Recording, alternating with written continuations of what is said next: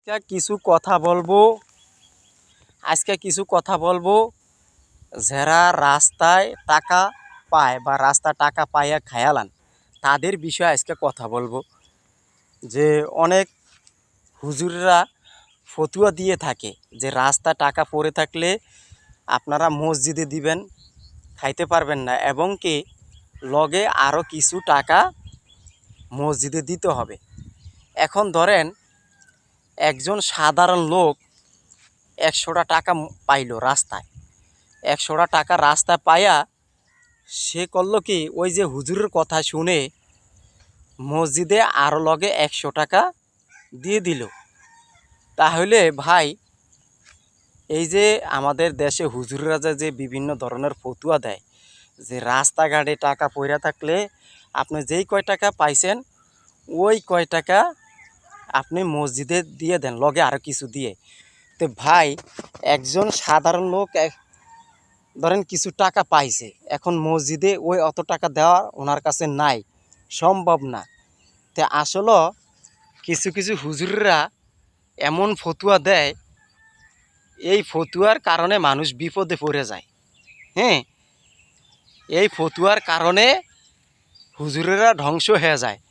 তা আসলে ভাই, পাওয়া টাকা আপনি যা পাইছেন আপনি ওই লোকের জন্য অপেক্ষা করেন, ওই লোকের জন্য অপেক্ষা করেন। লোক যদি না আসে তাহলে আপনি আল্লাহর ঘরে যেই কয় টাকা পাইছেন ওই কয় টাকা দিয়ে দেন। তা আমাদের দেশে কিছু কিছু লোক আছে, তারা করে কি, রাস্তায় টাকা পাইছে বা কুড়িয়ে পাইছে ওই টাকাটা সাথে সাথে খায়ালায়। আসলে ভাই, পাওয়া টাকা কোনো দিন কেউ খাবেন না। পাওয়া টাকা খাইলে আপনার যেই কোনো টাইমে বিপদ হইতে পারে। যার টাকাটা হারাইছে তার জন্য আপনি অপেক্ষা করেন, অপেক্ষা করে দাঁড়িয়ে থাকেন, এবং কি আপনি যদি তাকে পান তার কাছে টাকাটা পৌঁছিয়ে দেন।